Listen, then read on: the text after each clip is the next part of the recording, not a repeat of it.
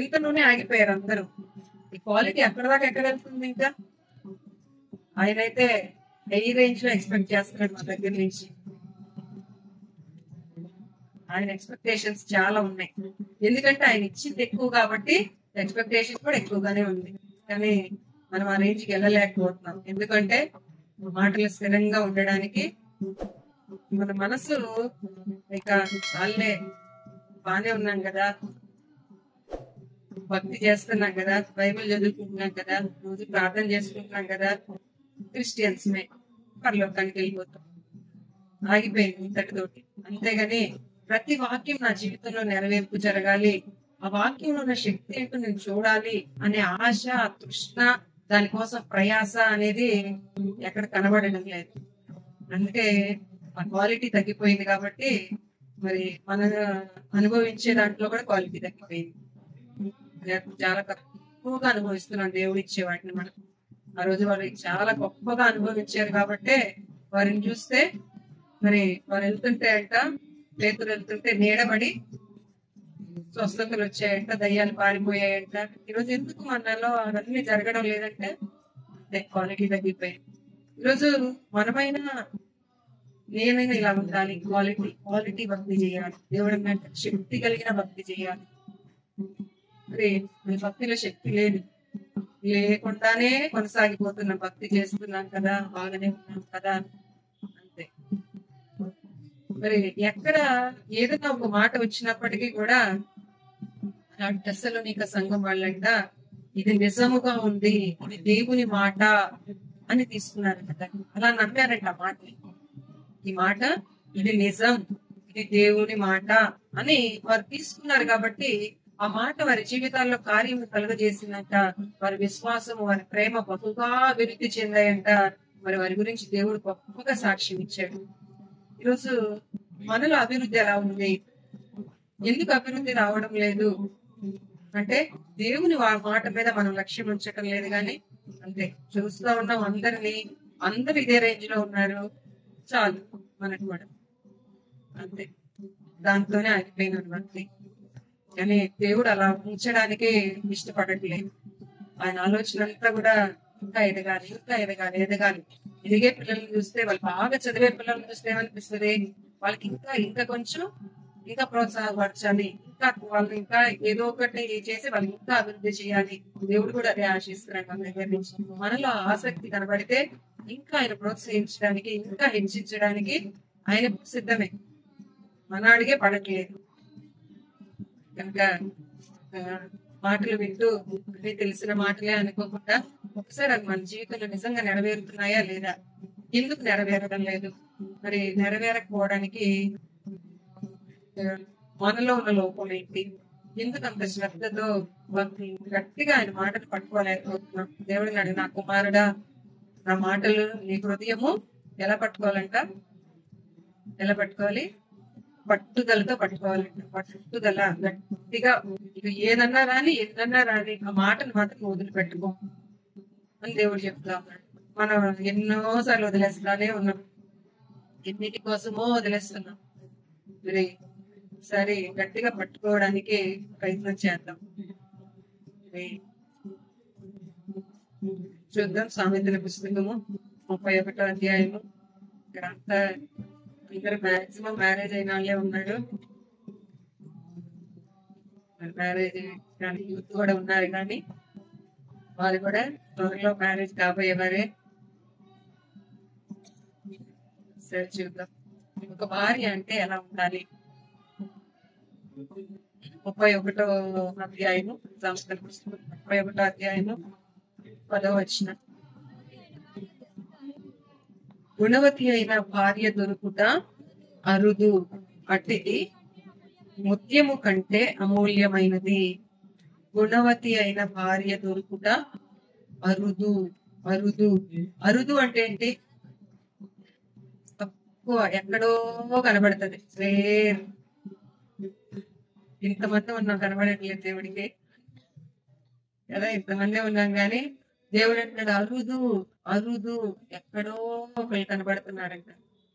అది కూడా ఎప్పుడో క్వాలిటీ ఉన్న భక్తి టైంలోనేమో, ఈరోజు క్వాలిటీ లేదు, అరుది కూడా లేదేమో, కనిపించడమే లేదు కదా, మనలో కనబడడం లేదు కూడా.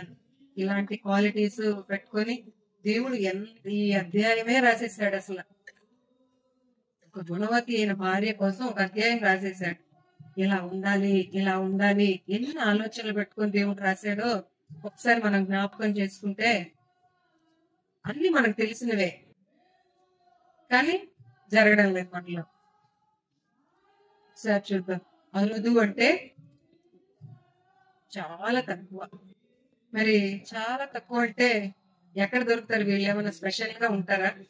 అక్కడ ఉంటారు వీళ్ళు, ఇక్కడ ఇక్కడ అని. చాలా తక్కువ అంటే ఎక్కడ దొరుకుతారు? ఎక్కడ దొరుకుతారంటే వాళ్ళు ప్రత్యేకంగా అలా పుట్టించలే దేవుడు. కొంతమందిని గుణవతి లాగా పుట్టించలేదు. గుణవతి లాగా మనమే తయారవ్వాలి. మనమే తయారవ్వాలి. అలా ఎలా తయారవ్వాలి అనేది కింద రాసి చెప్పాడు దేవుడు. ఇలా ఉండాలి, ఇలా ఉండాలి, ఇలా ఉండాలి అని. మరి గుణవతి అయిన భార్య దొరుకుట అరుదు. ఇది ముత్యము కంటే అమూల్యమైనది.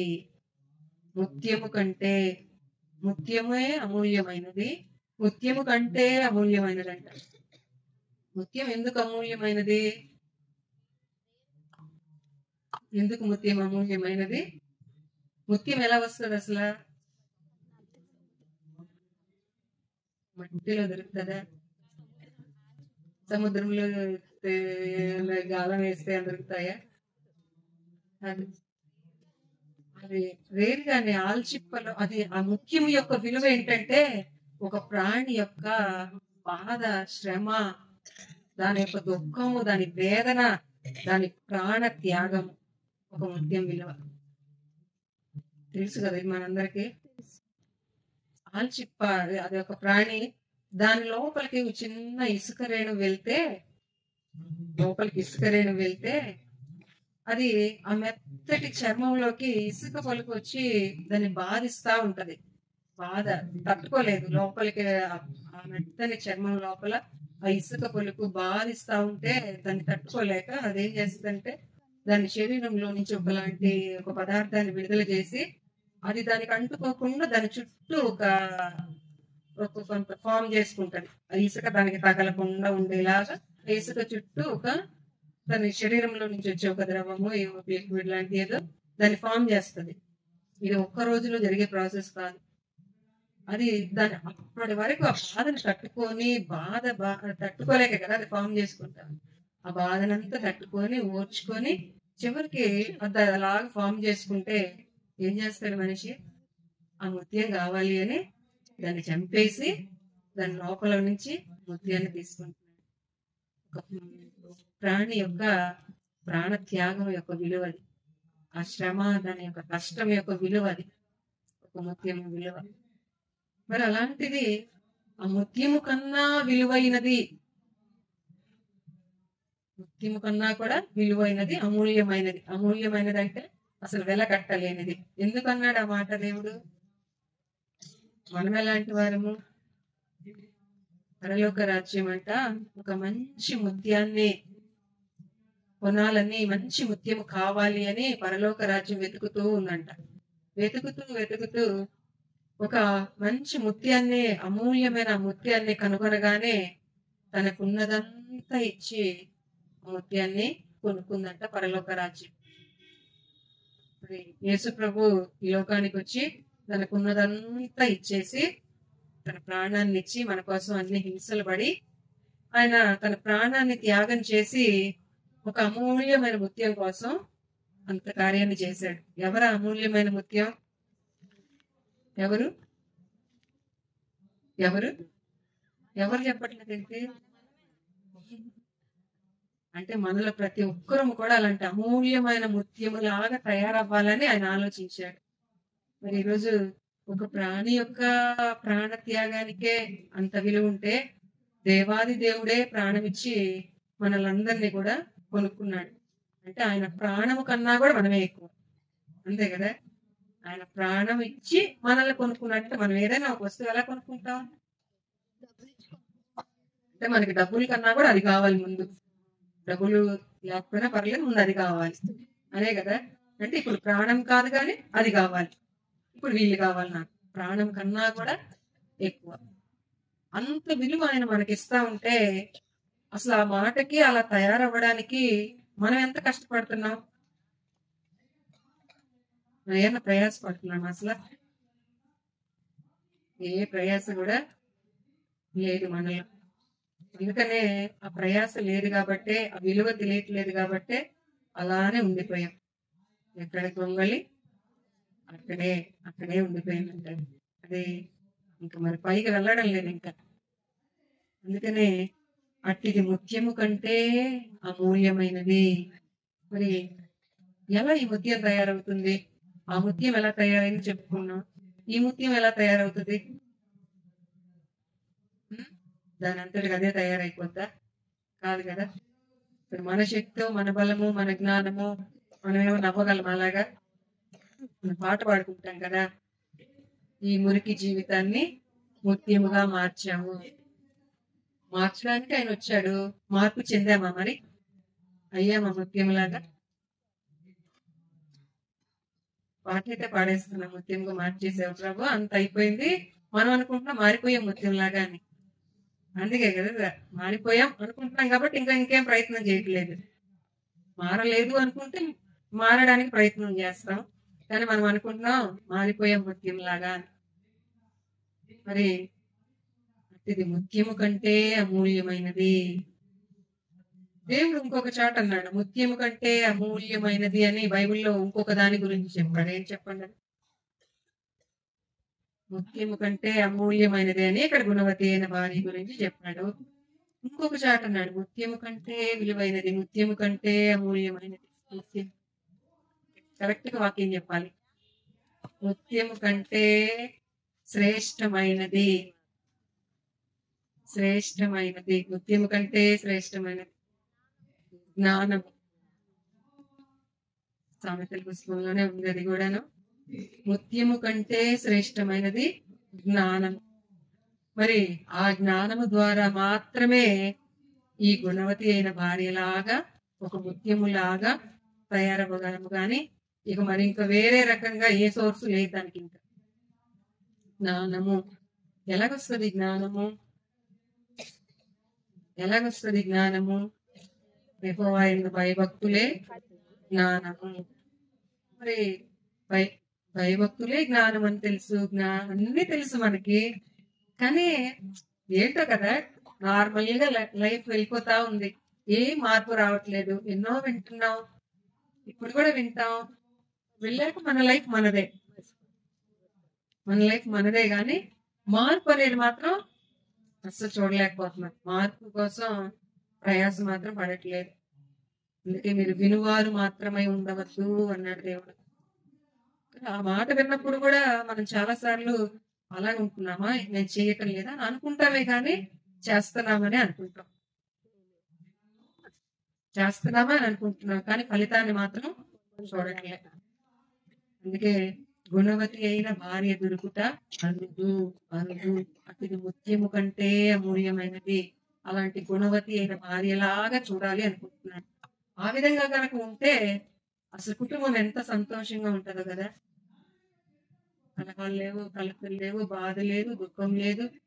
మనకు వచ్చి బాధలు కష్టాలన్నీ మనకున్న దాన్ని బట్టి కాదు, మనకేదో లోటు ఉందో ఆర్థికంగా ఇబ్బంది ఉంది దాన్ని బట్టి కాదు. మనకు వచ్చే కష్టాలన్నీ కూడా దేనికి వస్తున్నాయి?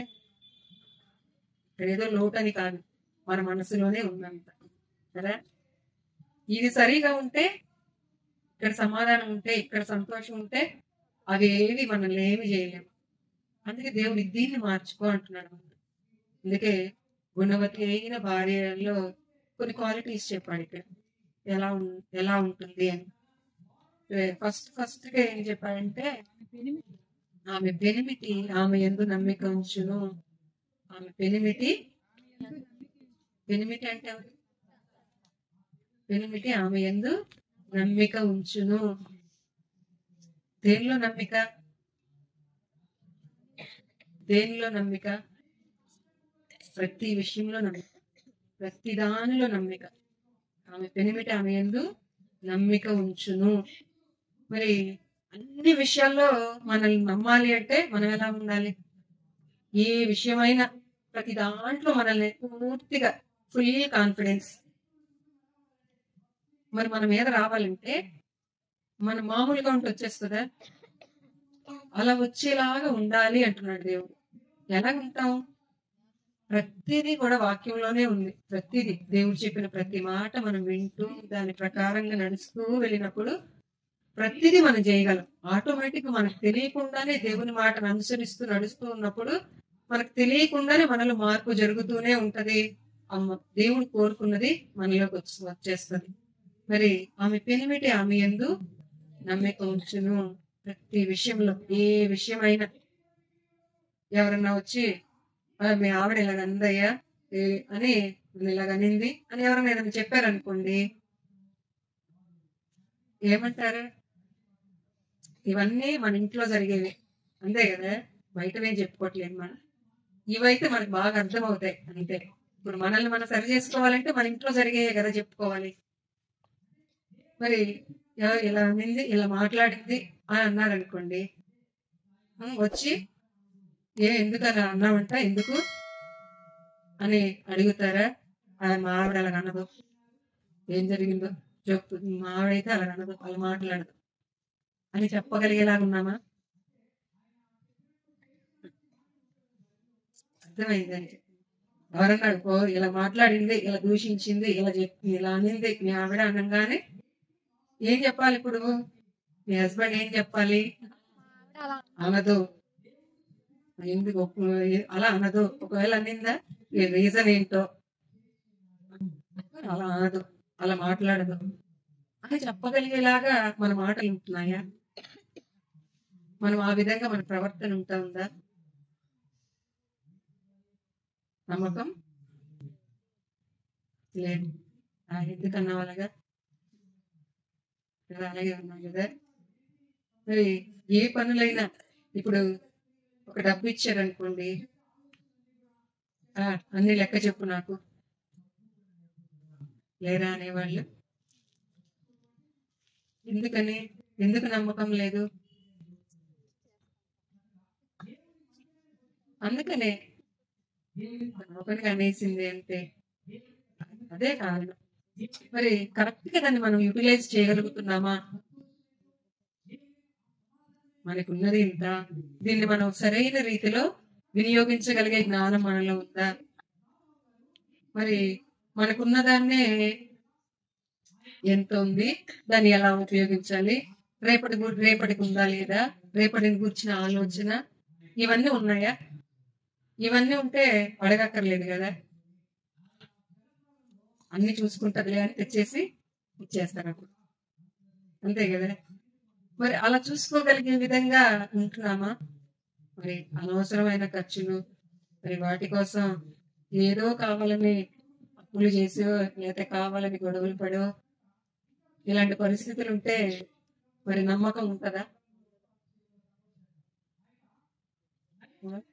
పెనిమిటి అన్ని విషయాల్లో మీద నమ్మిక ఉంచాలని అది దేవుడు మొట్టమొదటిగా చెప్తుంది. అన్ని విషయాల్లో మావిడి బాగా చేసింది, మావిడ ఇలా ఇది ఇస్తే చక్కగా తనకు తెలుసు, ఎలా ఖర్చు పెట్టాలో తెలుసు, అంతే కదా. మరి అలాంటి కాన్ఫిడెన్స్ వాళ్ళకి వచ్చేలాగా మన ప్రవర్తన ఉండాలి అంటున్నాడు దేవుడు. మరి ఉంటుందా లేదా అనేది మనం గమనించుకుంటే మన ప్రవర్తన అంతటి విషయంలో కూడా ఆ కాన్ఫిడెన్స్ వాళ్ళకి రావాలి, వచ్చే విధంగా మనం ఉండాలి. మరి ఇది ఎలా వస్తుంది? ఇది ఒక్క రోజులో మనం అనుకుంటే వచ్చేదా? ఏ సందర్భంలో ఎలా ప్రవర్తించాలి, ఎలా నడుచుకోవాలి, ఎలాగ మాట్లాడాలి, ఇవన్నీ మనకే తెలిసిపోతాయా? మన జ్ఞానానికి అందుతాయా? లేదు కదా.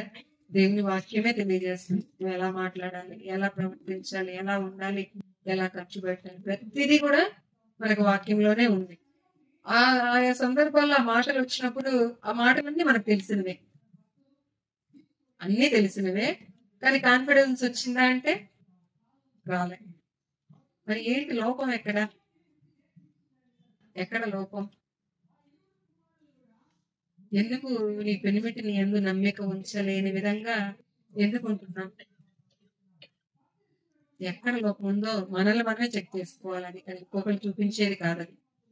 ఏ విషయంలో అయితే ఆ నమ్మకం కుదరడం లేదో ఆ విషయంలో ఒకవేళ నేను సరిగా ఉండలేకపోతున్నానా, సరిగా నేను ప్రవర్తించట్లేదా, మన మాటలు ఎలా ఉన్నాయి, మన ప్రవర్తన ఎలా ఉంది, వాళ్ళ గొడవ పడేలాగా ఉన్నామా, కలహానికి సిద్ధంగా ఉన్నామా. జ్ఞానవంతుడైతే కలహానికి దూరంగా పారిపోతాడంట. కలహం వచ్చే మాటలు కానీ కలహం వచ్చే పనులు కానీ చేయడు. జ్ఞానవంతురాలైనా అంతే కదా. మరి ఈ జ్ఞానం ఎక్కడి నుంచి వస్తుందంటే ప్రతిదీ లేఖనాల్లో నుంచి. ఎన్ని ఉంచి ఇచ్చాడో దేవుడు. అందుకే అంట దేవుడు లేఖనాలను మనకి ఇచ్చేటప్పుడు తన నీతిని బట్టి ఎంతో సంతోషము గలవాడై ఎంతో సంతోషంతో ఇచ్చాడంట ఈ మాటలన్నిటిని మనకి. ఇచ్చేటప్పుడు ఎంత ఆనందంతోనో ఇచ్చాడంట. ఈ మాటలను అనుసరించి కనుక నటిస్తే నా పిల్లలు ఎక్కడ ఉంటారు, అక్కడ ఉంటారు. అలా చూడాలి, అలా ఉంచాలి అనుకొని ఇచ్చాడు. కానీ వాటి విలువ మనకు తెలుస్తుందా? నేనంతా బాగానే ఉన్నాను ప్రభు, నువ్వు ఇంకేంటి చెప్పగలను కదా, నాకు అన్ని తెలుసు, నేను బాగానే ఉన్నా. ఈరోజు పిల్లలు అంటారు కదా, మనం ఏదైనా చెప్పబోతుంటే నాకు తెలుసులేమ్మా, నువ్వే పాతకాలం, నీకు కొత్తది ట్రెండ్ తెలియదు, నీకు ట్రెండ్ తెలియదు కాబట్టి నువ్వు పాతకాలం లాగా నువ్వు మాట్లాడుతున్నావు, నీకేం తెలియదు ఊరుకో. లేదా పిల్లలు, మన ఇళ్ళలో పిల్లలు అలా అనేవాళ్ళు అంతే. వాళ్ళు అంటున్నారని మనం అంటున్నాం. దేవుడిని కూడా మనం అదే అంటున్నాం. ప్రభా నువ్వు ప్రభా, వీటన్నీ నువ్వు చెప్పినట్టే చేస్తే ఎలాగవుతుంది? చుట్టూ చూడు అందరు ఎలా ఉన్నారో. నువ్వు చెప్పినట్టే చేస్తే ఏమంటారు? ఏం చేత కాదంటారు, ఏం తెలియదు అంటారు. అన్ని అలా చేస్తే ఎలాగా? కనుక మా రూట్ మాది, మాకు తెలుసు, ఇలాగే కొనసాగుతున్నాం. అందుకే ఆ గొప్ప కార్యాలు మనం చూడలేకపోతున్నాం. అందుకే క్వాలిటీ లేదు మన భక్తిలో. మరి ఆమె బెనిమిటి ఆమె ఎందు ఉంచును. తర్వాత అవన్నీ ఉన్నాయి. అట్లా కిందకి మనం అలా కిందకి వస్తే 13 వచ్చిన, ఆమె గొర్రె వచ్చును అవిసెనారును వెదకును, తన చేతులారా వాటితో పని చేయును. తన చేతులారా వాటితో పని చేయను. చేతులారా అంటే చేతులారా కళ్ళారా చూసామంటారా? అంటే ఏంటి? ముందు కళ్ళారాగా చెప్తాం, అప్పుడు చేతులారా అర్థమైంది. కళ్ళారా అంటే బాగా తృప్తిగా నిండుగా, అంతే కదా కళ్ళారా అంటే. అలాగే చేతులారా అంటే శక్తి లోపం లేకుండా ఏం చేస్తుందంట? తన చేతులారా పని చేయను అంటే ఆమె సోమరిగా ఉండదు. సోమరితనం అనేది ఉండదు. సోమరితనం ఎంత నష్టమో దేవుడు చాలా చోట్ల చెప్పాడు మనకి. సోమరితనం వలన ఇల్లు దిగబడిపోతుంది, ఇల్లు కురుస్తూ ఉంటదంట. దాన్ని సరి చేసుకోకపోతే ఏమైంది? ఒక రోజుకి ఇల్లు కూలిపోతుంది, అంతే కదా. కురుస్తా ఉంది, వర్షం వచ్చినప్పుడల్లా కురుస్తా ఉన్నప్పుడు దాన్ని సరి చేసుకోలేదు అనుకోండి, సరి చేసుకోలేదు అంటేనే సోమరితనం, అంతే కదా.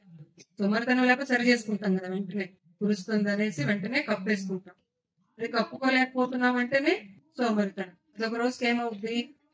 పూర్తిగా దిగబడిపోద్ది, కప్పు కూలిపోద్ది. ఆ తర్వాత నష్టం ఎంత పెద్దది. అందుకే సోమరితనంగా ఉండదు. ఏం చేస్తుందంట ఆవిడ? సోమరితనం లేకుండా కష్టపడుతుందంట. మరి సోమరితనం అంటే ఏ విషయంలో? అన్ని విషయాల్లో, ప్రతి విషయంలో కూడా. మన ఇంటి దగ్గర నుంచి, ఇల్లు సర్దుకునే దగ్గర నుంచి ప్రతి విషయంలో కూడా సోమరితనం లేకుండా అన్నిటినీ నీట్గా పెట్టుకోగలగాలి. కానీ దేవుడు ముఖ్యంగా చెప్తుంది ఇది కూడా ఉండాలి, ఇది కాదు అని కాదు, ఇది ఉండాలి. దీనితో పాటు ఇంకా ఏంటి అంటే దేవుడు అక్కడ చెప్తా ఉన్నారు కదా కింద, ఆమె చీకటితోనే లేచి తన ఇంటి వారికి భోజనం సిద్ధపరచును. సోమరిగా ఉంటే చీకటి కలిగిస్తారండి. సోమరిగా ఉంటే ఎప్పుడు లేసేది? పొద్దెక్కాలి సూర్యుడు, అప్పుడు. మరి ఆమెట చీకటితోనే లెగుస్తుందంట తన ఇంటి వారికి భోజనం సిద్ధపరచడానికి. మనం కూడా అనుకోవచ్చు, పొద్దునే లేచి మేము కూడా క్యారేజీలు పెడుతున్నాం కదా మా పిల్లలకి, చీకటితోనే లేచి భోజనాన్ని రెడీ చేస్తున్నాం, క్యారేజ్ పెడుతున్నాం అని. దాని గురించి మాత్రమే దాని గురించి కాదని కాదు, దాని గురించి మాత్రమే చెప్పట్లేదు కానీ ఆమె చీకటితో లేచి తన ఇంటి వారి కొరకు ఆహారం సిద్ధపరుస్తుందంట. మరి పైన వచనం చూస్తే వర్తకపు ఓడలు దూరము నుండి ఆహారం తెచ్చినట్లు ఆమె దూరము నుండి ఆహారం తెచ్చుకున్నాను. వర్తకపు ఓడలు అంటే ఏంటి? వర్తకపు ఓడలు వ్యాపారం నిమిత్తం ఓడలు వెళ్తుంటాయి కదా, విదేశాలకి అలా వెళ్తుంటాయి కదా. వెళ్ళిన ఓడలు ఏం చేస్తాయి? మంచి మంచి అక్కడ ఏమి ప్రసిద్ధిగా ఉంటాయో, అక్కడ ఏమేమి విలువైన వస్తువులు దొరుకుతాయో వాటన్నిటిని తీసుకొని వస్తాయి. ఇవి మనుషులు ఎక్కి తిరిగేవి కాకుండా వర్తకపు ఓడలు, ఏమంటారు, కార్గో షిప్స్ అంటారు కదా, అదే నా పేరు, ఏమో పూర్తిగా నాకు తెలియదు కానీ షిప్లు పూర్తిగా వర్తకానికి వ్యాపారం నిమిత్తమే అన్ని ప్రదేశాలకు వెళ్ళి అక్కడేం విలువైన వస్తువులు ఉన్నాయో, అక్కడేంటున్నాయో అన్నిటినీ సమకూర్చుకొని వస్తుంటాయి ఈ ఓడలు. మరి అలాగే ఏమంట వర్తకపు ఓడలు దూరం నుండి ఆహారం తెచ్చినట్లుగా ఈవిడ కూడా ఏం చేస్తుందంట? దూరం నుండి ఆహారం తెచ్చుకుంటుందంట. ఎక్కడికి వెళ్తుంది దూరం నుండి అంటే? పొద్దున్నే లేచి రైతు బజార్ దాకా వెళ్ళి కూరగాయలు తెచ్చుకుంటుందనే.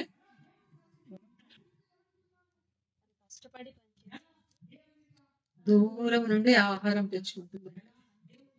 ఎక్కడి నుంచి తెస్తుంది అంటే దేవుని దగ్గర నుంచి తీసుకొస్తుంది. తన ఇంటి వారికి ఆహారం అంటే ఓన్లీ తినేది మాత్రమే కాదు. మనిషి దేని వల్ల బ్రతుకుతాడంట? రొట్టె వల్ల మాత్రం కాదు కానీ దేవుని నోటి నుండి వచ్చే ప్రతి మాట వలన మనిషి బ్రతుకుతాడు. ఆ బ్రతకడానికి కావలసింది ఆ ఆహారాన్ని ఆమె చీకటితో లేచి తన ఇంటి వారందరి కొరకు ఆహారాన్ని తీసుకొని వస్తుందంట. మరి ఏం చేస్తుందంటే ఉదయాన్నే లేచి యోగు ఏం చేశాడంట? యోగు తన పిల్లలందరినీ పిలిచి వారందరినీ పరిశుద్ధపరిచి, ఒకవేళ ఏమైనా వారి హృదయాలలో దేవుణ్ణి దూషించారేమో, అంత సంతోషంగా ఉంది, హ్యాపీగా ఉంది, ఎక్కడ ఇబ్బందులు ఏమి లేవు, ఒకవేళ వారి సంతోష దినాల్లో దేవుడి మీద ఏమైనా బాధ కలిగే విధంగా, దేవుడికి బాధ కలిగే విధంగా ఏమైనా వారి ప్రవర్తన ఉందా, వారి మనస్సులో ఏమన్నా అలాంటి ఆలోచన వచ్చిందా అని వాళ్ళందరిని పిలిచి వారిలో ఒక్కొక్కరి నిమిత్తం ప్రాయశ్చిత్తం చేశాడంటే యోగు. ప్రాయశ్చిత్తం చేశాడు. ఒకవేళ చేయలేదనుకోండి ఏమవుద్ది? యోగు అలా చేయలేదనుకోండి, ఒకవేళ వాళ్ళలాగా వారి హృదయాలను దూషించినా, వారి తప్పుగా దేవుని ఎదుట ప్రవర్తించినా దాని శిక్ష వచ్చేస్తుంది కదా వాళ్ళ మీదకి. మరి యోగు ఏం చేస్తున్నాడు? యోగు లేచి ఆ శిక్ష వారి మీదకి రాకుండా మరి తప్పించుకునేలాగా వారి నిమిత్తము ప్రతి అరుణోదయాన్న నిత్యము అలాగ చేస్తున్నాడు అని రాసింది. నిత్యము అంటే ఎక్కడ వాళ్ళు తప్పిపోలేదు, ప్రతి దినము కూడా మరి వారి పిల్లలందరి కొరకు, అంటే తన ఇంటి వారందరి కొరకు ఆ విధంగా యోగు ప్రాయశ్చిత్తం చేస్తున్నాడు. అంటే వారి ఇంటి వారందరూ చక్కగా బ్రతకడానికి కావాల్సింది యోగు ఆ పని చేస్తున్నాడు. ఎక్కడి నుంచి తెచ్చుకుంటున్నాడు? దూరం నుండి, దేవుని సన్నిధిలో నుండి ఆ దినము వారు బ్రతకడానికి కావాల్సినది దూరం నుండి తెచ్చుకుంటున్నాడు యోగు. తెచ్చుకున్నాడు కదా. మరి ఇప్పుడు మనం చేయవలసిన పని ఏంటి? పొద్దున్నే లేచి ప్రార్థన చేయాలి కంపల్సరీ అని చెప్తా ఉన్నాను. మనం కూడా కొద్ది రోజులు చేస్తాం, ఆ తర్వాత లేకపోతే ఇవాళ బాగా నిద్ర వస్తుంది, రాత్రి లేట్గా పడుతుంది కదా, రాత్రి ఫంక్షన్కి వెళ్ళేసి వచ్చాం, ఈ రోజు పర్లేదు, దేవుడికి తెలియదేంటి? తెలీదా దేవుడికి?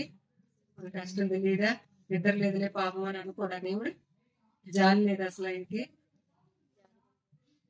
అందుకే అనుకుంటాను జాలిగల దేవుడు కాబట్టే, ఆయన ఏం అనడు కాబట్టే పర్లేదులే ప్రభువా అని మనం నిజంగా మనం ఎప్పుడన్నా బాగా కష్టపడ్డాంలే అనుకొని వంట చేసుకోవడం మానేసాం. ఎప్పుడన్నా గిన్నెలు కడుక్కోవడం కానీ ఇల్లు ఉడ్చుకోవడం కానీ మానేసామా?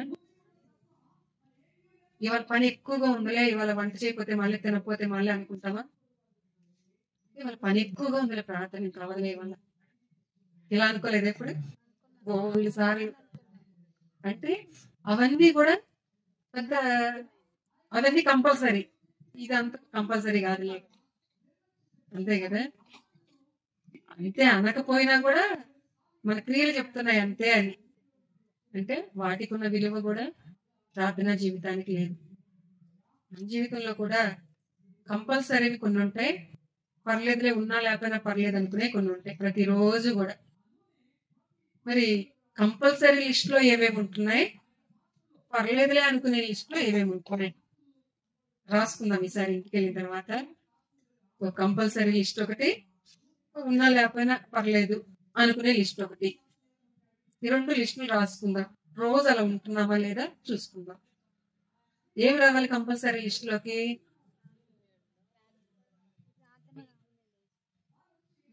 ప్రార్థన అనేది ఏ లిస్ట్ లో ఉండాలి? కంపల్సరీ లిస్ట్ లోనే ఉండాలి. కానీ మనది ఇప్పుడు దాకా ఉన్నదైతే పర్లేదులే అనే లిస్ట్ లో ఉంది. దీనిలో నుంచి ఈ లిస్ట్ లోకి రావాలి ఇది. కొన్నిసార్లు మనం పర్లేదులే అనుకునేవి, కంపల్సరీ అనుకునేవి ఈ లిస్ట్ లోకి మారాలి. అటు ఇటు కొన్ని చేంజ్ చేసుకొని లిస్ట్ రాసుకుందాం మరలా. పిల్లలు కూడా రోజు బైబిల్ చదువుతున్నారా అంటే చాలా రోజులైందండి చదివి. ఖాళీ లేదు, అన్నిటికీ ఖాళీ ఉంది. అన్నిటికీ ఇంకే పనులైనా ఎన్నైనా మన సరదాలకి అన్నిటికీ ఖాళీ ఉండిద్ది. కానీ బైబిల్ చదవాలంటే, ప్రార్థన చేయాలంటేనే ఖాళీ ఉండదు. అందుకే క్వాలిటీ లేదు, అందుకే అద్భుతాలు చూడట్లేదు. అంతే కదా. నిజంగా క్వాలిటీ ఉంటే అన్నాడు. భక్తులు ఏమన్నారు? భక్తులు అంటే ఎవరు? భక్తులు పేరు తెలియట్లేదు నాకు. ఈ రోజు ఎక్కువ పని ఉంది కాబట్టి ఇవాళ ఎక్కువ ప్రార్థన చేయాలన్నాడంట ఆయన. మనమేమనుకుంటాం? ఈరోజు ఎక్కువ పని ఉంది కాబట్టి ఇవాళ ప్రార్థన లేదు. తక్కువే కాదు, అసలు లేదు. ఇవాళ ప్రార్థన లేదు, ప్రార్థనకి టైం లేదు, ఇవాళ పని ఎక్కువ ఉంది. కానీ ఆ రోజు భక్తులు అలా అనుకోలేదంట. వాళ్ళు ఎక్కువ పని ఉంది కాబట్టి ఎక్కువ ప్రార్థన చేయాలి, దేవుడి దగ్గర నుంచి ఎక్కువ శక్తి పొందుకోవాలి, పనులు ఈజీగా అయిపోతాయి అలా అనుకున్నారంట వాళ్ళు. అందుకే వాళ్ళ భక్తి అలా క్వాలిటీగా ఉంది. మేము చాలా సార్లు వదిలిపెట్టేస్తా ఉన్నాం విలువైన దాన్ని. మరి ఆమె వర్తకపు ఓడలు దూరం నుండి ఆహారం తెచ్చుకున్నట్లుగా దూరం నుండి ఆహారం తెచ్చుకుంటారంట. మరి ఇప్పుడు మనం చెప్పుకుంటాం మన్నా గురించి కూడా. ఎప్పుడు కురుస్తుందంట మన్నా? వేకువ జామున మన్నా కురుస్తా ఉంది. కురిసినప్పుడు మరి అందరికీ చెప్పాడు దేవుడు, అందరూ వెళ్ళి ఒక్కొక్కరికి ఎంత కావాలో అంత కూర్చుకోండి అంతే. మరి ఒక్కొక్కరు ఒకవేళ ఇంట్లో అందరూ లేకపోయినా, ఇంటికి ఒకళ్ళు వెళ్ళినా ఇంట్లో వారందరికీ కావాల్సింది తెచ్చుకుంటారు. మరి ఒకవేళ ఈ సోమరితనమే మనలో ఉందనుకోండి, ఇది మనకే ఎందుకు చెప్తున్నాడంటే దేవుడు, పిల్లలు లెగుస్తారా? వెళ్ళేదని పొద్దున్నే లేసేదని పని చేయమని పిల్లలు లెగుస్తారా? పిల్లలు లెగవరు. మరి మీ హస్బెండ్ మరి వాళ్ళు లెగుస్తారో లెగవరో అది వాళ్ళ పక్కన పెడితే, వాళ్ళకి అనేక పనులు ఉంటాయి కాబట్టి ఇంటి బాధ్యత ఇంట్లో చూసుకోవాల్సింది అది మనమే. కాబట్టి మనకే చెప్తున్నాడు దేవుడు, నువ్వు లెగవాలి, నువ్వు లేచి ఏం చేయాలి? మన్నాని కూర్చుకొచ్చుకోవాలి. ఆ రోజు ఆ మన్నా కూర్చుకోకపోతే ఏమైంది? ఇంట్లో ఉన్న వారందరికి ఆహారం లేదు.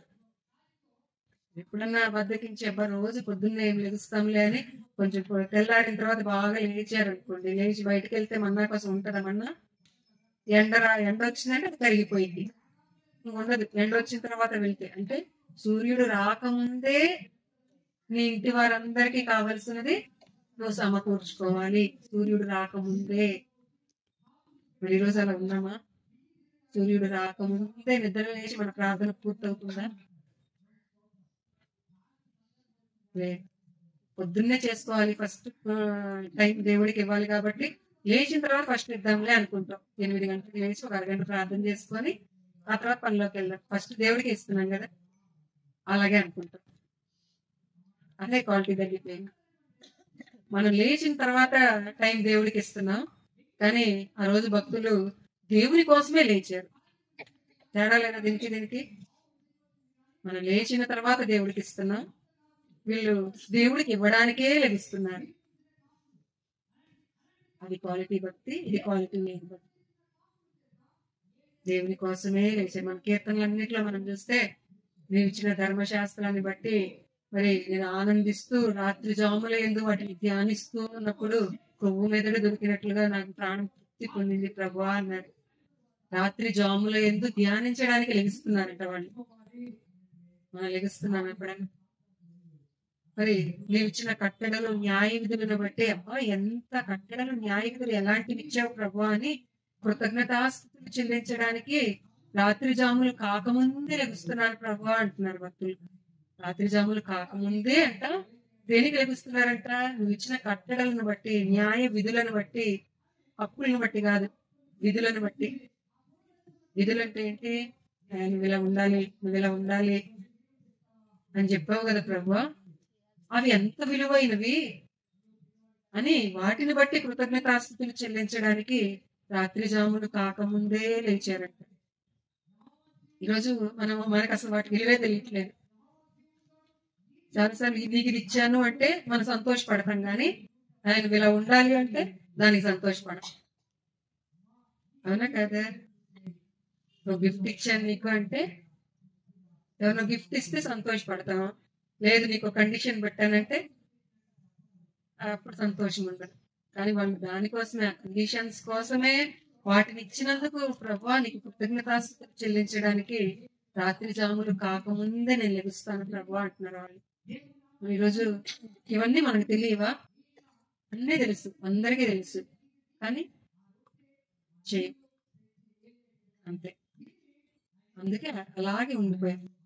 అది వాటిని చూడలేకపోతున్నాం. నిజంగా అసలు దేవుడు ఇక్కడ రాసిన వాటన్నిటిని బట్టి మనం చూస్తే అసలు అలాంటి గుణవతి అయిన భార్యలాగా ఉంటే ఆమె విలువ ఎంత గొప్పదో, ఎలా ఉంటుందో, ఎంత విలువగా ఆవిడ గురించి అందరు చెప్పుకుంటారో, ఎంత విలువ. గవనుల యొక్క ఆమె పనులు కొనియాడబడతాయంట. గవిని అంటే ఊరికి ఎంట్రన్స్, అక్కడ చెప్పుకుంటారంట. ఊరి ఎంట్రన్స్ లోనే ఎంటర్ అవుతుండగానే ఆమె పనుల గురించి మాట్లాడుకుంటారంట. మనం ఎవరైనా వేరే ఊరికి వెళ్తూ ఉన్నప్పుడు ఆ ఊరిలో ఉన్న ఆ గుణవతి అయిన భార్య ఎవరో ఆవిడ గురించి వినబడతాదంట ఆ గౌనుల దగ్గర, ఆ ఊరి ఎంట్రన్స్ లో. అంత విలువ ఇచ్చాడు దేవుడు. కానీ ఇవన్నీ చదువుతున్నాడు. నిజంగా నిజంగా జరుగుతాయి అన్ని.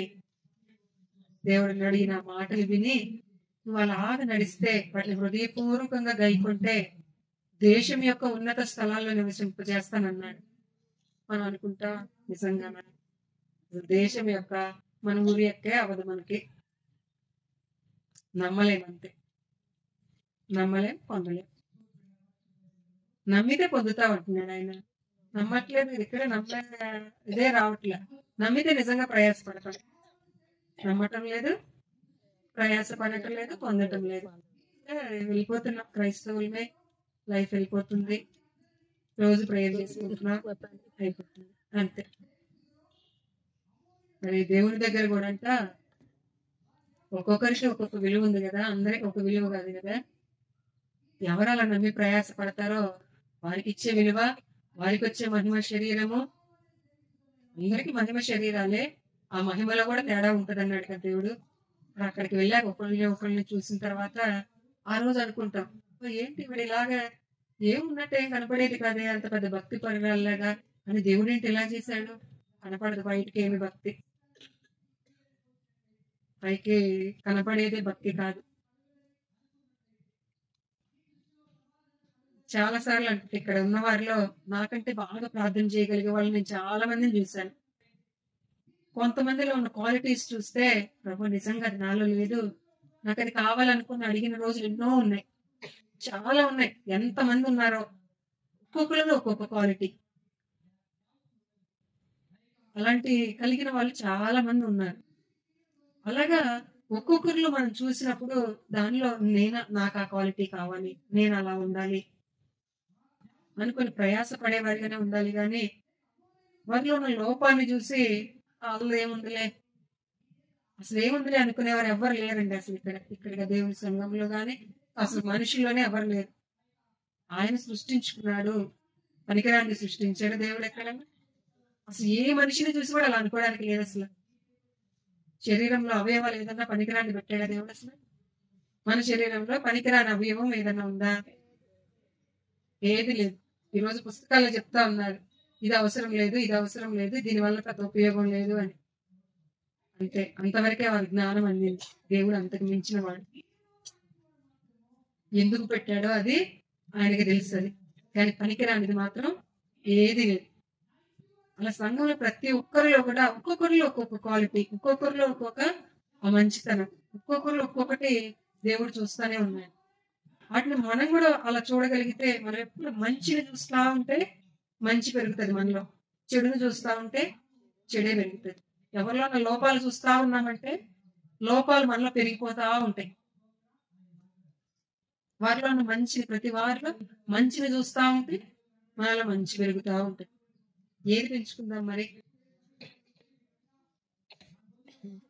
అనుకుంటున్నాం అనుకుంటున్నాం కానీ ప్రభువా చేయలేకపోతున్నాం ప్రభువా. అలాగా ఆ మంట సోమరితనముగా ఉండకుండా తన ఇంటి వారందరి కొరకు కావలసిన ఆహారాన్ని చీకటితో లేచి ఆమె సిద్ధపరచుకుంటుందంట. మరి తర్వాత చూస్తే 20 వచ్చిన దీనులకు తన చెయ్యి చాపును, దరిద్రులకు తన చేతులు చాపును. దీనులకు దరిద్రులకు చేతులు చాపును అంటే ఒక హెల్పింగ్ నేచర్, సహాయం చేయగలిగే మనస్సు. అలాంటి ఆలోచన ఎప్పుడు ఆ ఆలోచనతోనే ఉంటదంట. ఎప్పుడు ఇంకొకరి హెల్ప్, వాళ్ళ అవసరతలో సహాయపడగలిగే మనస్సుతో ఉంటదంట. మరి ఈరోజు మనం ఎంతవరకు అలా సహాయపడేవాడిగా ఉంటున్నాం? చాలాసార్లు అది కష్టం అనుకుంటాం కదా మనం. ఇప్పుడు ఎక్కడ కష్టపడతాంలే. ఒకవేళ ఇంటికి ఎవరన్నా భోజనానికి వచ్చారనుకోండి, అప్పుడే మనం తినేసాం, గిన్నెలన్నీ సింక్లో పడేసాం, అప్పుడే భోజనానికి వచ్చారనుకోండి, ఏం చేస్తాం? మేము ఇలాగే ఇదే పరిస్థితి అయిపోయింది. సింక్లో పడేసాం, అయిపోయి కూర్చున్నా, వచ్చారు ఇంటికి, మళ్ళా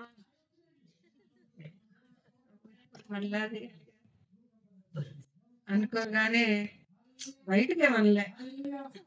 బయటకేమనలేదు, లోపల అనిపించింది. దేవుడు ఒప్పుకోలేదు, తనకి ఒప్పుకోలేదు. అసలు అలా ఉండకూడదు. అంతే. ఏ టైంలో ఏది అవసరమైనా ప్రయాసపడగలిగే మనసు ఉండాలి. వెంటనే చెప్పాడు దేవుడు. అది కాదు, అలా ఉండడానికి వీల్లేదు. దేవుడు అలా ఉండాలి, అలా చూడాలనుకోవట్లేదు మనల్ని. కష్టపడేవారిగా, ఎదుటివారి అవసరతలో మనం హెల్ప్ చేయగలిగే వారిగా ఎప్పుడు ఉండాలి అనేది. మరి అవసరతలో హెల్ప్ చేయాలి అంటే ఇవన్నీ చేయాలి కదా. ఇప్పుడు ఇంటి వారికి భోజనం అది పెద్ద అవసరం కాదు కదా అనిపిస్తుంది మనకి. కానీ ఇలాంటివి లేకుండా అలాంటివి రావు కదా. మామూలు ఇక్కడ కూడా పరిచర్య చేయాలి అని అంటే, పరిచర్య అంటే ఏం చేస్తారు? ఈ క్లీనింగ్ అనో, లేకపోతే గిన్నెలను కడిగే దగ్గరనో, ఇది ఊడ్చే దగ్గరనో. పరిచర్య అంటే ఇదే కదా. ఇదేనా పరిచర్య అంటే? పరిచర్యలో నేర్చుకోవాల్సింది ఓడవడము ఇవే. ఓడవడం నేర్చుకోవడానిక, లేకపోతే గిన్నెలు కడగడం నేర్చుకోవడానిక? అది అందరికీ వచ్చు కదా. అది మనం నేర్చుకునేది ఏముంది? మరి ఏం నేర్చుకోవాలి పరిచర్యలో? పరిచర్యలు ఏం నేర్చుకోవాలంటే, అందరూ ఒక రకంగా ఉండరు. ఒక్కొక్కరి మనసు ఒక్కొక్క రకంగా ఉంటది. మరి అంతా ఊడ్చుకొని రాగానే ఎవరో ఒకళ్ళు వచ్చి, ఏంటా మళ్ళా ఊడ్చేవు, ఇదేనా ఊడ్చింది, అక్కడ శుభ్రంగా లేదు అన్నారనుకోండి, ఊడ్చి వచ్చినావాడిని, ఏమంటది ఇప్పుడు? వెంటనే ఏమంటది? అసలు నువ్వు ఊడ్చావా? అసలు నువ్వు చీపురు పట్టుకున్నావా? పట్టుకోలేదు కదా, మరి నేను ఊడ్చి వచ్చిందని నన్ను అంటున్నావేంటి? అదేనా కాదా మనం అనేది? అంటే దేవుడు ఆ మాట వినాలని కాదు పరిచర్య నేర్చుకోమని. సరే ఓడలేదా, సరే ఊడుస్తానులే, చూసుకోలేదు నేను అనేసామనుకోండి, అయిపోయింది అంతటితోటి. ఆ మాట రాదుగా మనకి. ఆ మాట ఎప్పుడు వస్తుంది? ఇప్పుడు ఇలా చెప్పుకున్నాం అనుకోండి, ఆ మాట అలా మాట్లాడాలి అని వచ్చిద్దా? అది రాదు. ఎప్పుడు వస్తుంది? ఆ ఊడుస్తా ఉంటేనే వస్తుంది. అంతే కదా. ఆ పని చేస్తా ఉంటేనే ఆ మనసు వచ్చిద్ది. ఆ మనసు నేర్చుకోగలం మనం. ఆ పని చేయకుండా మనసు అలాంటి మనసు రావాలి నాకు, నేర్చుకుంటానంటే అవ్వదు. అందుకని ఈ పనులన్నీ చేస్తాను. పనులన్నీ చేయడం పని కోసం అని కాదు, కానీ ఈ పని ద్వారా అందరి మధ్యలో ఒక ఐక్యత కలిగి, ప్రేమ కలిగి నడుచుకోగలిగే మనస్సులోనికి మనం మార్పు చెందాలి. గిన్నెలే కడుగుతా ఉన్నారు, కడిగిన తర్వాత ఏంటో మీరు సరిగ్గా కడగలేదు చూడు అనగానే ఏం చేస్తుంది? మనకి వెంటనే కోపం వచ్చేస్తుంది కదా. అప్పుడు ఎంత కష్టపడి కడిగానో చూడు ఎలాగన్నారో అనుకుంటాం. వాళ్ళ మీద కోపం వచ్చింది. అక్కడి నుంచి వాళ్ళని చూడగానే మన అలాగని అంతే. అదే కదా గుర్తొస్తుంది. అంటే పరిచర్యలు ఇంకా మనం నేర్చుకోలే. ఏం నేర్చుకోవాలి? కడగడం కాదు నేర్చుకోవాల్సింది. అలాంటి మనుషుల మధ్యలో అందరితో ఐక్యతతో ఎలా ఉండాలి, అలాంటి మాటలు అన్నా కూడా అక్కడ సమాధానం పోకుండా ఎలా నడుచుకోవాలి, అది జ్ఞానం. ఆ జ్ఞానం నేర్చుకోవాలి. ఆ జ్ఞానం ఎలాగొస్తుంది? మనం ఇక్కడ చెప్పుకుంటే అనేసుకుంటే నేను ఇలా ఉంటాను ఇక నుంచి అనుకుంటూ వచ్చేస్తుందా? నిత్యం లేఖనాలను చూస్తూ అలా ఉండాలని ఆశపడుతూ వాటి కోసం ప్రార్థన చేస్తూ ఆ పని జరిగిస్తూ ఉన్నప్పుడే అది వస్తుంది. కానీ మనం పని చేయకుండా నేను ఇలా ఉంటానని వాక్యాలన్నీ కంఠస్థం పెట్టేసి ఇలా ఉంటాను అనుకుంటే ఏం రాదు. అలాగే ఆమె దీనులకు దరిద్రులకు తన చెయ్యి చాపును. ఎలా వస్తుంది అదంటే ఆ మనసు రావాలంటే మన దేవుడు అంటాడు, నీ చేతికి వచ్చిన ఏ పనైనా సరే నీ శక్తి లోపం లేకుండా చేయి. ఏ పని నీకు దేవుడు అప్పగించాడో ఆ పని శక్తి లోపం లేకుండా చేయన్నాడు. ఇదంతే. ప్రతిఫలాన్ని ఆశించొద్దు, శక్తి లోపం లేకుండా పని చేయి. అబ్రహాము ముగ్గురు మనుషులు ఎండ వేళలో అబ్రహాము ఇంటికి వచ్చారంట. అబ్రహాం ఇంటికి కూడా రాలేదు, ఇంకా దూరం అలా వెళ్తున్నారు. రోడ్డు మీద వెళ్తున్నప్పుడు అబ్రహామే పరిగెత్తుకుంటా వెళ్ళాడంట. ఆ ఎండ వేళలో వెళ్తున్నారు, అయ్యా రండి మన ఇంటికి వచ్చి కాసేపు కూర్చొని మంచినీళ్ళు తాగి ఏదైనా తినేసి వెళ్ళండి. ఎండ వేళలో. ఎన్ని సంవత్సరాలు అప్పుడు అబ్రహాంకి? 99 సంవత్సరాలు. 99 సంవత్సరాలు అబ్రహాము పరిగెత్తుకుంటూ వెళ్తున్నాడంటే ఎండలో వాళ్ళు వెళ్తున్నారని, వాళ్ళకి సేద తీర్చాలి అని. ఎలాగొచ్చింది ఆ మనసు? ఇంకా వాళ్ళ ఇంటికి వచ్చి కూర్చొని భోజనం అడగలేదు వాళ్ళు వెళ్తుంటే ఈయనే వెళ్ళాడు. ఎండలో కష్టపడి వెళ్తున్నారు, బాధగా ఉంటది కదా పాపం, వచ్చి కూర్చుంటారు కాసేపు, దాహానికి ఇద్దాము, ఏదన్నా భోజనం పెడదాం తినేసి వెళ్తారు అనుకొని అబ్రహామే పరిగెత్తుకుంటూ వెళ్ళాడంట. ఆ మనసు ఎలా వస్తుంది? వాక్యం వింటే వచ్చేస్తుందా? వింటే రాదు. రోజు మన ప్రాక్టీస్ లో పెడితేనే వస్తుంది. రోజు ఆ పని చేస్తా ఉంటేనే వస్తుంది. మరి అలా వెళ్ళాడంట అబ్రహాము. త్వరగా వెళ్ళి వాళ్ళని పిలుచుకొని వచ్చి కూర్చోబెట్టి శారా దగ్గరికి వెళ్ళి త్వరగా వెళ్ళి 3 మానికల పిండి ఇచ్చి రొట్టెలు చేయమన్నాడంట. లేక తోడు ఈయన చేస్తా ఉన్నాడు, పనివానికి ఇచ్చి ఈయన ప్రిపేర్ చేస్తున్నాడు. శారా కట్ట 3 మానికల పిండినిచ్చి రొట్టెలు చేయి అన్నాడంట. ఎండ వేళ ఆవిడ గుడారంలో ఉంది. ఎండ టైంలో వచ్చి ఇప్పుడు ముగ్గురు మనుషులు వచ్చారు, వాళ్ళకి 3 మానికల పిండి అంట. ఎన్ని రొట్టెలు చేయమన్నాడు? ఇప్పుడు ఇన్ని రొట్టెలు చెయ్యాలా అనింది సారా? అనలే. అందుకే గుణవతి అయిన భార్య లాగానే ఆవిడ పేరు కూడా దేవుడు రాశాడు. మరి ఈరోజు మరి అలా ఉన్నామా మనం అంటే అది మనల్ని మనం చెక్ చేసుకోవాలి అంటున్నాడు దేవుడు. ఆ విధంగా ఆ పని చేస్తూ ఉంటేనే అది వస్తుంది. కానీ పని చేయకుండా నేను ఈ మనసు నేర్చుకుంటానంటే మనసు అలా రాదు. అలా మార్పు చెందడం అనేది కుదరదు. అందుకే దీనులకు దరిద్రులకు తన చేతులు చాపును. తర్వాత తన ఇంటి వారికి చరిత్రలను భయపడదు, రాబో కాలం విషయమై నిర్భయముగా ఉండును. రాబోయే కాలం విషయమై అంటే ఫ్యూచర్ గురించిన బాధ లేదంట ఆవిడికి. ఎందుకు లేదు? ఫ్యూచర్ అంటే రేపేం జరుగుద్దో, రేపు ఎలాగా, తర్వాత ఎలా ఉంటామో, పిల్లల భవిష్యత్తు ఏంటి, ఇంకా చింతే లేదంట. ఎందుకు లేదు? దేవుని మీద నమ్మకం, పూర్తిగా దేవుని పైన ఆధారపడిపోయింది.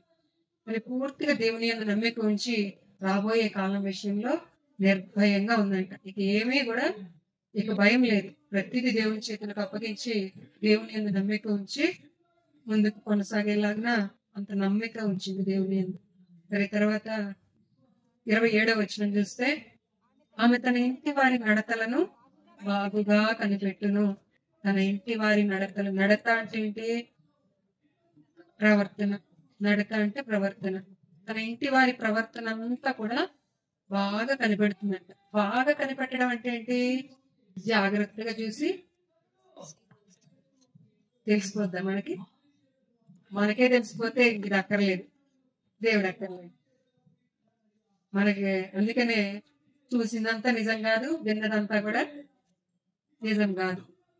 కానీ మనం ఏమనుకుంటాం, చూసిన దాన్ని బట్టే మాట్లాడతాం, విన్నదాన్ని బట్టే మాట్లాడతాం. అంటే మనకు తెలుసా? వారి నడతలు తెలుసుకోవడం మనకి తెలుసా? తెలీదు. ఖచ్చితంగా ఎవరన్నా అక్కడ ఒక అబ్బాయి అమ్మాయి మాట్లాడుకుంటా ఉంటే ఏమనుకుంటాం మనం వెంటనే, చూడు వాళ్ళు మాట్లాడుకుంటున్నారు, వెంటనే ఇదే వస్తుంది. వాళ్ళు ఎవరో తెలియదు, ఎందుకు మాట్లాడుకుంటున్నారో తెలియదు, ఏం మాట్లాడుతున్నారో తెలియదు, ఏమి తెలియదు. కానీ వెంటనే ఏంటి, వాళ్ళు మాట్లాడుకున్నారు, ఇదే మనకు తెలిసింది. ఇప్పుడు వారి నడత ఏంటి అంటే ఏం చెప్తాం ఇప్పుడు మనం? మా అమ్మాయి వాళ్ళతో మాట్లాడుతూ ఉంటారు ఎప్పుడు. నడత మీద మనం ఒక క్వాలిటీ పెట్టేసాం, దానికి మనం ఒక ముద్ర వేసేసాం. మనకు తెలుసా? కానీ తెలుసు అనుకుంటాం, తెలుసు అనుకునే ప్రవర్తిస్తాం. కానీ ఆవిడంట తన ఇంటి వారి నడతలను బాగుగా కనిపెట్టినట్టు. ఎలా కనిపెడుతుంది? అది దేవుని సహాయంతో మాత్రమే సాధ్యం. మన కళ్ళతో చూసినంత కాదు, మనకు తెలిసిందంతా కాదు, మనకేంటి తెలియదు. ఈరోజు పిల్లలు ఉన్నారు, మన పిల్లల ప్రవర్తన మనం కాపాడుకోగలమా? మన ఇంటి వారి ప్రవర్తన మనం కాపాడుకోగలమా? మన వల్ల కాదు అసలు. ఎంతవరకు మన కళ్ళతో కనబడేంత వరకు అనుకుంటాం మనం, అంతే. మనసు మన వల్ల కాదు కదా. మరి అలాంటిది తన ఇంటి వారి నడత ఆమె బాగుగా కనిపెట్టిందంటే ఎలా కనిపెట్టింది? ఏదైనా ఒక విషయం ఆవిడ ముందుకు వచ్చినప్పుడు, ప్రభువా ఇది అవునా, ఇది నిజమేనా, విచారణ చేస్తాం ఎప్పుడన్నా మనం చూడగానే అది నిజమే అనేసుకుంటాం, అంతే. దావీదంట ఆ పట్టణంలో, ప్రాకారం కలిగిన పట్టణంలో దావీదు ఉండిపోయాడు, ఎలాగైనా దావీదు చిక్కుతాడు ఇప్పుడని సౌలు సైన్యాన్ని తీసుకొని బయలుదేరాడు దావీదు మీదకి, దావీదుని పట్టుకోవడానికి. రాగానే ఈ వార్త దావీదుకు తెలిసింది, సౌలు వచ్చేస్తున్నాడు సైన్యాన్ని తీసుకొని నిన్ను పట్టుకోవడానికి అని. ఏం చేయాలి వెంటనే దావీదు? ఇప్పుడు చెప్పామని ప్రార్థన అంటున్నారా? ఏం చేయాలి దావీదు? ఏం చేయాలి? సౌలు వచ్చేస్తున్నాడు సైన్యాన్ని తీసుకొని నిన్ను పట్టుకోవడానికి అనగానే ఏం చేయాలి? పారిపోవాలి కదా అక్కడి నుంచి. మరి దావీదు ఏం చేశాడంట? ప్రభువా అసలు ఇది నిజమేనా? నాకు వినబడిన వార్త నిజమేనా? సౌలు నిజంగా వస్తున్నాడా? అలాగే రాస్తుంది అక్కడ క్లారిటీగా, ఇది నిజమా ప్రభువా? నాకు వినబడిన వార్త నిజమేనా? సౌలు నిజంగా వస్తున్నాడా అని అడిగాడంట. వెంటనే దేవుడు వస్తున్నాడు సౌలు అని చెప్పాడంట. చెప్పగానే దావీదుని మళ్ళీ అడిగాడంట, మరి ఈ ప్రజలు నన్ను అప్పగించేస్తారా? ఇంత నమ్మకస్తులుగా కనబడుతున్నారు కదా, మనం ఏమనుకుంటాం, వీళ్ళకి నేను ఇంత హెల్ప్ చేశాను కదా, వీళ్ళు నన్ను అప్పగించడం, నన్ను దాచేస్తారు అనుకోవాలి కదా దావీదు. అలా అనుకోలేదంట. అది కూడా దేవుడి దగ్గర అడిగాడంట, ప్రభువా మరి సౌలు వచ్చేస్తే వీళ్ళని అప్పగించేస్తారా? అప్పగిస్తారు, వెళ్ళిపో ఇక్కడి నుంచి అన్నాడు. దేవుడిని అడగలేదనుకోండి, తెలిసేదా దావీదుకి అసలు? ఏమనుకుంటాడు అప్పుడు దావీదు? సౌలు వచ్చినా కూడా నేను ఇక్కడ నేనుంటే ఏ ఇంట్లో దూరి దాముకున్నా కూడా ఎవరికి కనపడను, అంతే కదా. సౌలుకి కష్టం అప్పుడు దావీదుని పట్టుకోవడం. వీళ్ళందరూ అప్పగించాలనే మనసుతో ఉన్నారు, ఈజీగా దొరికిపోయేవారు. మనుషుల మాటలు కాదు కానీ, ప్రభువా ఇది నిజమా, నిజమా. మరి తన ఇంటి వారి నడతలు బాగుగా కనిపెట్టిందంటే తన దృష్టికి వచ్చిన ప్రతిదాన్ని కూడా దేవుని సన్నిధిలోనికి తీసుకుని వచ్చి, ఇది నిజమా ప్రభువా నువ్వు చెప్పు, ఈ పరిస్థితిలో నేనేం చేయాలి నువ్వు చెప్పు, ఇది నిజమా కాదా, నేనేం చేయాలో నువ్వు చెప్పు, ఎలా నడుచుకోవాలి అని ఈ విధంగా కనుక విచారణ చేయగలిగితే తన ఇంటి వారందరి నడతలను కూడా జాగ్రత్తగా కాపాడుకోగలరు. బాధ్యత స్త్రీకి ఇచ్చాడు దేవుడు. మరి పిల్లలను కని వారిని పెంచి ఇవన్నీ కూడా స్త్రీకి ఇచ్చాడు ఆ బాధ్యతలన్నీ. ఎందుకు అంటే జ్ఞానవంతురాలు తన ఇల్లు కట్టును. ఏ జ్ఞానము? మన జ్ఞానముతోన? మన జ్ఞానంతో మనం కట్టుకోలేము మన ఇంటిని. ఇంటిని కట్టుకోవడం అంటే ఈ ఇంటి గురించి చెప్పలేదు కానీ సంతోషకరమైన గృహముగా, ఇంట్లో ఎప్పుడు సంతోషంగా ఉండేలాగా, ఆనందకరమైన ఇల్లులాగా మనం మార్చుకోగలమా? అది మన జ్ఞానంతో సాధ్యం కాదు. అందుకే అది దేవుని జ్ఞానమే కావాలి దానికి. అది దేవుడు చెప్తారు. మరి ఈ క్వాలిటీస్ అన్ని మనం చూస్తా ఉన్నప్పుడు ఇవన్నీ కూడా ఏవైనా పెద్దగా ఉన్నాయా? మనకు తెలియనివి లాగా ఉన్నాయా? ఏవైనా తెలియనివి లాగా ఉన్నాయా? అన్ని తెలిసినవే. అయిన పెద్ద బరువులైనవా? చేయగలిగినవే. చేస్తున్నామా? ఎన్ని చెప్పుకున్నాం? ఎన్ని క్వాలిటీస్ చెప్పుకున్నాం ఇక్కడ? ఆమె పెనిమిటి ఆమె యందు నమ్మిక ఉంచును. ఆమె సోమరిగా ఉండదు. దూరం నుంచి చీకటితో లేచి దూరం నుంచి ఆహారం తెచ్చుకుంటుంది. మరి దీనులకు దరిద్రులకు తన చేతులు చాపుతుంది. ఎప్పుడు హెల్పింగ్ నేచర్. మరి అలాగే తర్వాత దేవుని అందరి విశ్వాసము. దేనికి చింతపడకుండా, దేనికి భయపడకుండా దేవుడు ఏమన్నాడు? నీ చింత యావత్తు నా మీద వేసి, నేను నీ గురించి చింతిస్తున్నా కదా, నువ్వెందుకు చింతిస్తావు? నేను చింతిస్తున్నప్పుడు నువ్వెందుకు చింతించడం? సరే నువ్వు చింతిస్తావా? సరే నువ్వే చింతించు, నేను ఊరుకుంటా. అంతే కదా. మనమే చింతిద్దాం అనుకుంటే దేవుడు ఊరుకుంటాడు. నాకొద్దు ప్రభు, అది నీకే అని ఆయనకి చేస్తే ఆయన చింతిస్తాడు మన కోసం. చింతించడం అంటే ఏంటి? ఆయన బాధపడతాడు, కూర్చొని కేర్ తీసుకుంటాడు. మనకు చేయవలసింది ఆయన చేస్తాడు. ఎప్పుడు అంటే మనం చింతించకుండా బాధ్యత ఆయన చేతికి అప్పగించినప్పుడే. మరి అప్పగిస్తున్నామా లేదా? ప్రతి విషయంలో చింతపడకుండా నీ చింతంతా ప్రతిదీ నా దగ్గరకు వచ్చి నాకు చెప్పు అంటే. మరి తర్వాత తన ఇంటి వారి నడతలను బాగుగా కనిపెట్టును. బాగుగా కనిపెట్టాలంటే జాగ్రత్తగా ఎప్పుడు వాళ్ళని చూస్తూ అబ్జర్వ్ చేయడమా? ఎప్పుడు దేవుని సన్నిధిలో వారి కోసం ప్రార్థన చేసి ప్రతి దానిలో కూడా దేవుని ఆలోచనతో నడవడం. మరి ఇవన్నీ కూడా ఈ క్వాలిటీస్ మనకి నిజంగా మనలో ఉంటే, ఆ విధంగా దేవుని యందు భయభక్తులు కలిగి ఉంటే ఆ స్త్రీ కొనియాడబడుతుంది, కొనియాడబడును. మనం ఇవి నేర్చుకుంటూ ఉండగానే మనకు తెలియకుండానే ఆటోమేటిక్ గా కొనియాడబడడం అనేది బయటకు వెళ్ళిపోద్ది. ఏదో ఒక రోజు నీకు వినబడుతుంది, ఏది నాకేం వినబడట్లేదే, ఇవన్నీ నేర్చుకుంటున్నా కదా, చేస్తున్నా కదా, మరి ఏం కనబడటం లేదే మనం అనుకోవడానికి ఏం లేదు. ఇవన్నీ మనం చేస్తూ ఉంటే, మనం నేర్చుకుంటూ ఉండగానే ఆటోమేటిక్ గా ఆ ఖ్యాతి అనేది బయటకు వెళ్ళిపోతుంది. నీ నోరు కాదు అన్యుడే పొగడవలెను కదా. మనం అనుకోవడం కాదు కానీ ఎదుటి వాళ్ళ చేత ఆ మాటలు అనిపించి అప్పుడు నిన్ను సంతోషపరుస్తాడు దేవుడు. ఆ మాట ఎదుటి వారి దగ్గర నుంచి మనం వింటే ఎలా ఉంటది మనకి? అది ఆ సంతోషం మనలో చూడాలనుకుంటున్నాడు దేవుడు. కనుక ఇవన్నీ కూడా కొత్తవేమి కాదు, మనకు తెలియనివేమీ కాదు. కాబట్టి వీటన్నిటినీ కూడా జాగ్రత్తగా నేను ఇలా ఉండాలి, ఇలా ఉండాలి, ఎక్కడ లోపం వస్తున్నాలో, ఏంటి లోపం ఉందనేది మనం జాగ్రత్తగా పరిశీలన చేసుకొని మరి ఆ నడుచుకోవడమే జ్ఞానం. దేవుని దగ్గర అలా విచారణ చేయడమే జ్ఞానం. ప్రతిదీ దేవుని చేతులకు అప్పగించడమే జ్ఞానం. మనకు నచ్చినట్లుగా ప్రవర్తిస్తే అది జ్ఞానం కాదు. ఆ అజ్ఞానం ద్వారా ఇంకా నష్టాలు తెచ్చుకుంటాం, ఉన్న సంతోషాన్ని కూడా పోగొట్టుకుంటాం. కాబట్టి ప్రతిదీ దేవుని చేతులకు అప్పగించి దేవుని ఆలోచనతో నడుచుకోగలిగితే ఆ రోజు ఇక్కడ ఈ స్త్రీ గురించి ఎలా రాయబడి ఉందో అలాగే మన గురించి కూడా దేవుడు సాక్ష్యం చెప్తాడు. ఎవరికి చెప్తాడు? ఎవరికి చెప్తాడు? ఆ రోజు హిజ్కియా దగ్గర చెప్పాడు కదా దేవుడు, దావీదునకు దేవుడు నేను దావీదుకు దేవుణ్ణి, నేను అబ్రహాముకు దేవుణ్ణి అని ఎవరికి చెప్పాడు? అబ్రహాముతో చెప్పాడు, నేను అబ్రహాము దేవుణ్ణి. వేరే వాళ్ళకి చెప్పాడు. అలా మన గురించి కూడా ఇంకొకరికి చెప్పాలి.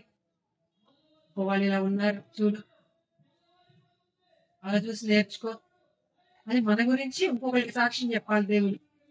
మనం చెప్పేలాగా మనం ఉండాలి అంటే గుణవతి అయిన భార్యలాగా ఉండడం నేర్చుకోవాలి, ప్రయాసపడాలి.